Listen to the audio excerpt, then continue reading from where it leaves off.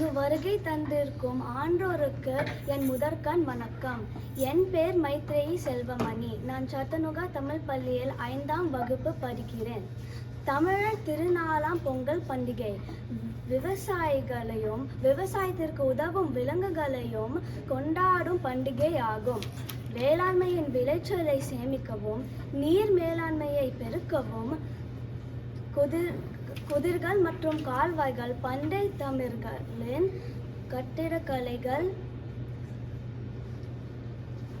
செய்திருக்காங்க. அப்பேற்பட்ட கட்டிடக்கலைகள் பற்றி தான் நான் பேச போகிறேன். தமிழ்நாட்டின் கட்டிடக்கலைகள் மிக சிறப்பானது.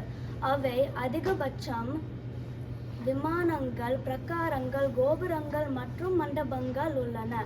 அவை பெரும்பாலும் இந்து கோவில்களாக திராவிட வகையில் கட்டப்பட்டிருக்கும்.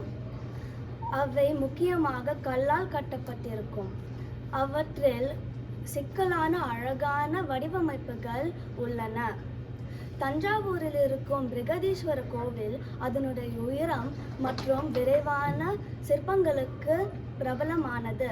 இது 11ஆம் நூற்றாண்டுகளுக்கு முன் சோழர்களால் கட்டப்பட்டது. மற்றொரு முக்கியமான கட்டிடக்கலை என்றால் மகாபலிபுரம். இது தமிழ்நாட்டிலேயே மிக பழமையான திராவிட வகையில் இருக்கும் கட்டிடக்கலையாக இருக்கும் என்று கருதப்படுகிறது. இன்னொரு நன்கு அறியப்பட்ட கட்டிடக்கலை என்றால் அது மீனாட்சி அம்மன் கோவில். மதுரையில் இருக்கும் இந்த கோவில் அதனுடைய 14 வண்ண பிரம்மாண்டமான கோபுரங்களுக்காகவும் அதனுடைய 1000 தூண்களின் மண்டபத்திற்கும் பிரபலமானது.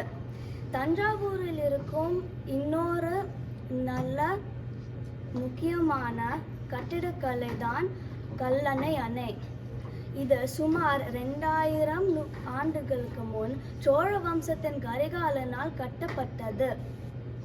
இது இந்தியாவிலேயே மிக பழமையான இன்னிவரை பயன்பாட்டில் இருக்கும் அணை ஆகும்.